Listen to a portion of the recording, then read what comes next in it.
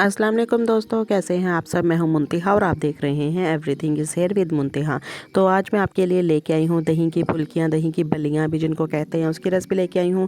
बहुत ईजी है इनको बनाना। तो रमज़ान आने वाला है तो बाज़ार से लाने से बेहतर है कि आप इसको घर पे बना के स्टोर कर लें, तो आपके लिए आसानी होगी। जब मर्ज़ी आप दही बल्लियाँ बना सकते हैं। तो बहुत ईजी रेसिपी आपके लिए लेके आई हूँ। बनाना बहुत ईजी है, आपने वीडियो को फुल वॉच करना है, कोई भी स्टेप मिस नहीं करना। और उससे पहले अगर आप मेरे चैनल पर नए हैं तो प्लीज़ मेरे चैनल को भी सब्सक्राइब करते। तो हम रेसिपी बनाना स्टार्ट करते हैं। सबसे पहले आपने इसकी क्वांटिटी का हिसाब रखना है। जैसे जैसे मैंने जितनी चीज़ ली आपने उतनी ही लेनी है। आप क्वांटिटी को डबल करेंगे तो हर चीज़ की आपने क्वांटिटी डबल करनी है। तो यहाँ पे 1 बाउल मैंने बेसन का लिया है और 1/4 बाउल मैंने घर का आटा जो होता है नॉर्मल, आप गंदम का आटा ले लें या जो भी आटा है वो ले लें, वो लेना है। 1 बाउल अब बेसन है और 1/4 बाउल इसके अंदर आटा है।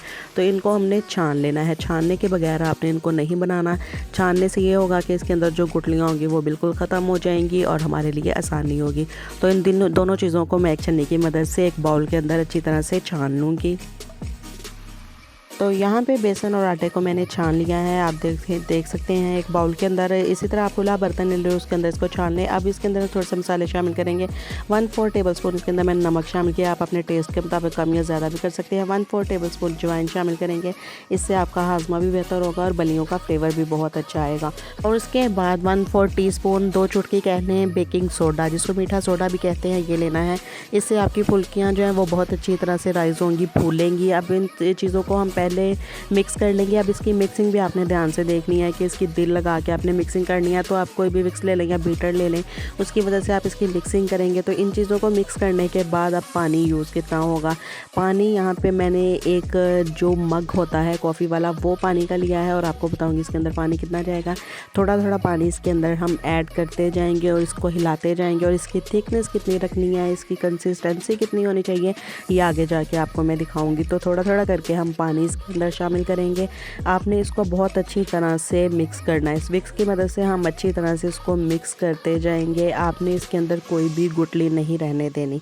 तो ये देखिए कितनी अच्छी तरह से इसको हमने मिक्स किया है। कि इसकी आप कंसिस्टेंसी देख लें, इतनी होनी चाहिए कि ये बैटर जो है जब ऊपर को हम उठाएं तो रिबन की तरह नीचे गिरे। ये थिक सा होगा तो हमारी फुल्कियाँ अच्छी बनेंगी, नहीं तो ये पतला होगा तो ये बिल्कुल अच्छी नहीं बनेगी। तो यहाँ पे देख सकते हैं कि एक जो मग है उसका चौथाई सब पानी बच गया है, बाकी का पानी इसके अंदर यूज़ हो चुका है। एक बाउल बेसन के अंदर हाफ मग से थोड़ा सा ज़्यादा पानी यूज़ हुआ है।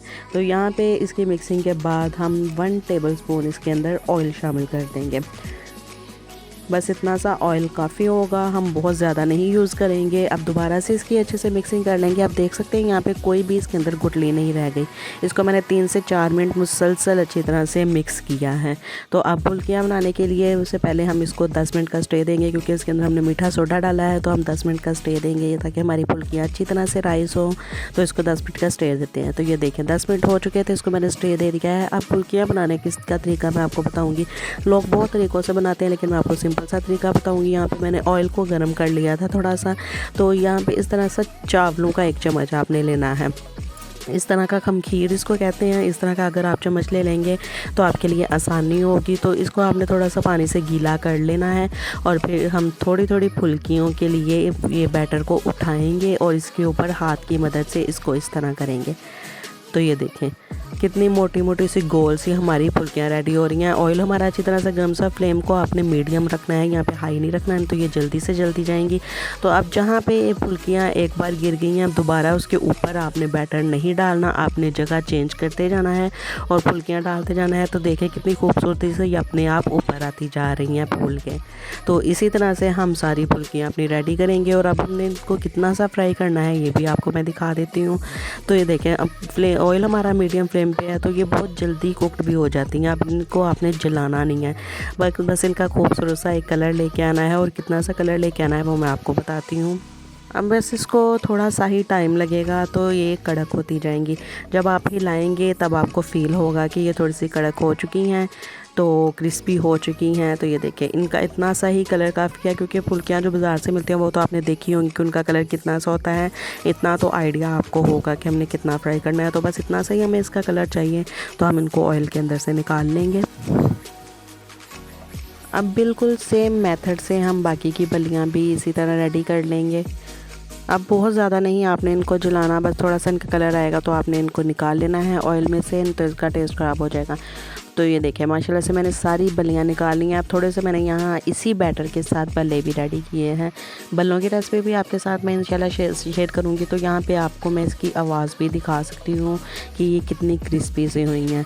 अब आपने इनको जब भी यूज़ करना है तब पानी के अंदर थोड़ी देर भिगो के रखेंगे तो ये आपकी बल्लियाँ रेडी हो जाएंगी। तो ये थोड़े से मैंने बल्ले भी बना लिए हैं, यहाँ पे बिल्कुल सेम मेथड के साथ बनाए हैं, कोई मुश्किल नहीं है इनको भी बनाना। इनको भी पानी के अंदर जब डालेंगे तो ये सॉफ्ट हो जाएंगे। तो बल्लियाँ हमारी बन के तैयार हो चुकी हैं।